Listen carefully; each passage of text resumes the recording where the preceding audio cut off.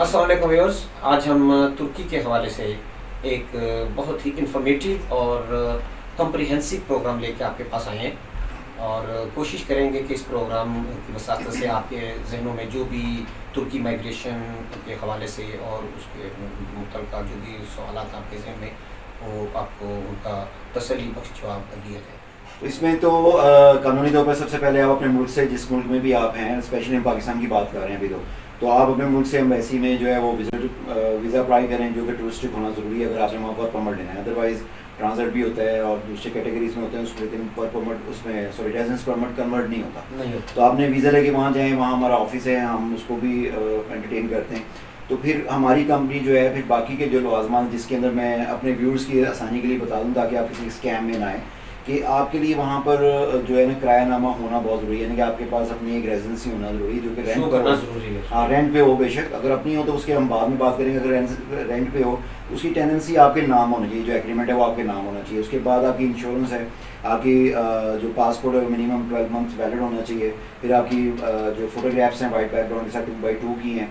फिर आपका अगर आप मैरिड तो मैरिज सर्टिफिकेट और FRC वगैरह ये तमाम डॉक्यूमेंट्स हैं, इनके साथ और मज़ीद डॉक्यूमेंट्स लगते हैं। तो वो फिर आप क्या करते हैं कि उनके प्लेटफॉर्म पे गवर्नमेंट के टर्किश गवर्नमेंट की प्लेटफॉर्म में अप्लाई करते हैं।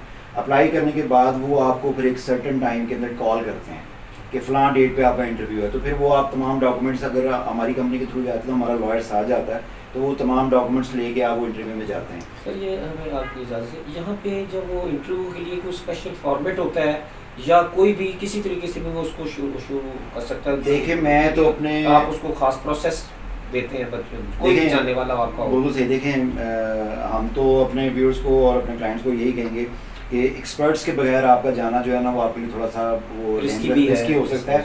क्योंकि देखें आप इतनी मेहनत करके यहाँ से जाते हैं या पैसे खर्च करते हैं या फैमिली के साथ मूव हो रहे हैं और वहाँ जाके आप बाकी लीगल प्रोसीजर अडॉप्ट नहीं करते।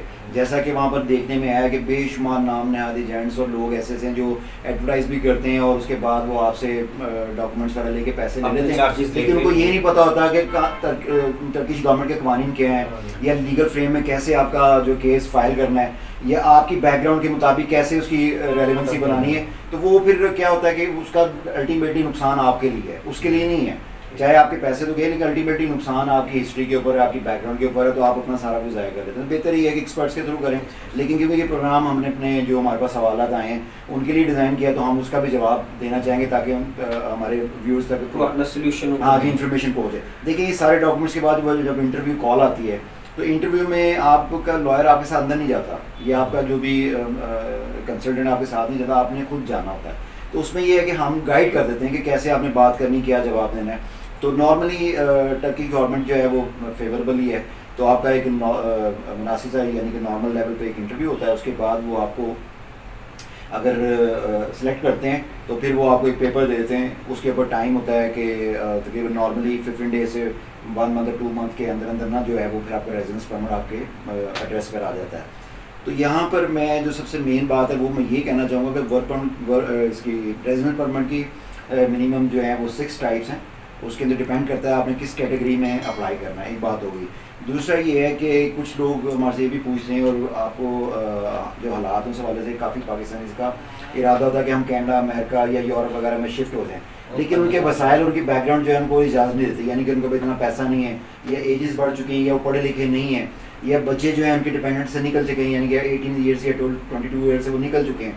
तो उनके लिए भी ये जो टर्की का प्लेटफॉर्म है या टर्किश के अंदर तुर्की के अंदर शिफ्ट होना जो ये सब बेहतरीन हल है। अच्छा सर, देखने में ये है कि काफ़ी लोग अपनी फैमिली के साथ जो भी आजकल हालात जा रहे हैं वो USA, UK, ऑस्ट्रेलिया वगैरह माइग्रेट करना चाह रहे हैं, तो इस सिलसिले में आप किस कंट्री को ज़्यादा फोकस करेंगे या उनके लिए जो मेरे को फैमिलीज़ हैं तो वो किस तरफ आप उनको शिफ्ट? देखिए बिल्कुल आपने बड़ा राइट क्वेश्चन किया है। उसमें देखें बेशुमार हमें देखने में आया और हमारे पे भी जो लोग विज़िट करते हैं तो उनका ज़्यादा रुझान होता है कि कनाडा, अमेरिका या यूरोप में जो है ना वो शिफ्ट हो जाएं। ऑस्ट्रेलिया के लिए भी लोग जो है ना वो अपना इंटरेस्ट रखते हैं, लेकिन होता क्या है कि उनके जो अपना बैकग्राउंड होती है वो सूट नहीं करती माइग्रेट करने के लिए या विजिट कैटेगरी के अंदर।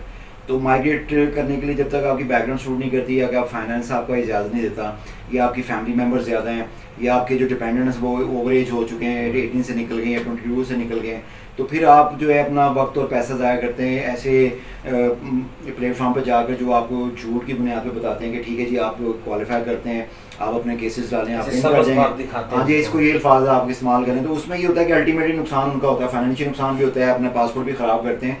तो हमेशा अपने बैकग्राउंड को एक्सपर्ट से जो असेस करवा के फिर उसको रिमूव करना चाहिए। अब जो पर्टिकुलर आपका क्वेश्चन है उसके लिए बड़ा आसान जवाब ये है कि ऐसे हमारे व्यूअर ऐसे लोग जो बाहर शिफ्ट होना चाहते हैं, जैसे उनका डेस्टिनेशन फैमिली जो है वो डेस्टिनेशन अमेरिका, कनाडा या जो कोई भी ऐसी कंट्री को रखते हैं जैसे यूरोप में है, तो उनके लिए मैं मशवरा दूंगा कि वो कभी भी डायरेक्ट ऐसी गलती ना करें अगर वो क्वालिफाई नहीं करते या उनके वो डायरेक्ट एक्सेस ना लें, ऐसे ना लें उसकी, अगर वो नहीं उसमें फॉल करते तो टर्की के हाँ वो तुर्की के अंदर अपनी फैमिली के साथ शिफ्ट हों, फर्स्ट ऑफ ऑल वहाँ शिफ्ट हों। अव्वल तो तुर्की में ही रहना पसंद करेंगे क्योंकि उनको वो ऐसा इन्वायरमेंट मिलेगा कि वो बाकी कंट्रीज को इंशाल्लाह भूल जाएंगे। लेकिन अगर वो चाहते हैं कि नहीं हमने आगे शिफ्ट होना है तो उनको क्या करना चाहिए, इसका आसान अल्फाज है कि स्टेप बाय स्टेप अपने आप को मूव करें। आप पहले टर्की के अंदर अपने आप को मूव करें, अपनी बेस जो है वो टर्की के अंदर बनाए, वहाँ से फिर आप इमिग्रेशन में जाना चाहते हैं या वर्क परमिट पे जाना चाहते हैं या बिजनेस सेटअप करना चाहते हैं तो फिर आप टर्की में बैठ के जो है जिस भी कंट्री को अप्लाई करते हैं, यूएस या कनाडा या यूरोप या ऑस्ट्रेलिया, उसके अंदर आप अप्लाई करें। तो बेहतरीन हाल ये है कि अपने आप को वहाँ पर शिफ्ट करें फिर वहाँ जाएँ। दूसरा मैं आपको एक इस प्रोग्राम के हवाले से ये भी बताना चाहूँगा अपने व्यूअर्स को कि तुर्की एक ऐसा वाहिद मुल्क है जिसके अंदर आपका जो रहने का और लिविंग जो खर्चा है ना, जिसमें रहने का है, आपका किचन का खर्चा है, आपकी ट्रैवलिंग का मामला है, वो इतना कम है कि वो आप समझ लें कि आप पाकिस्तान से भी कम एक्सपेंस में वहाँ रह सकते हैं। फिर आपके बच्चों की एजुकेशन फ्री है, फिर और बड़े ऐसी चीज़ें जो गवर्नमेंट प्रोवाइड करती है, लेकिन इसके लिए आपको वहाँ लीगल फ्रेम में आना ज़रूरी है, जैसे रेजिडेंस परमिट है।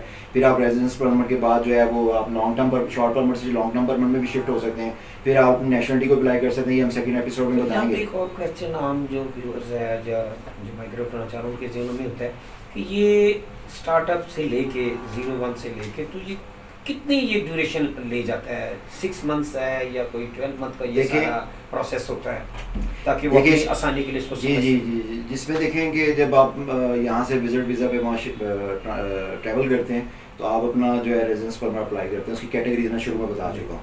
तो अब वो डिपेंड करता है वो आपके इंटरव्यू पे और वो उस ऑफिसर के ऊपर वो आपको कितनी टेन्योर का जो है ना अलॉट करता है।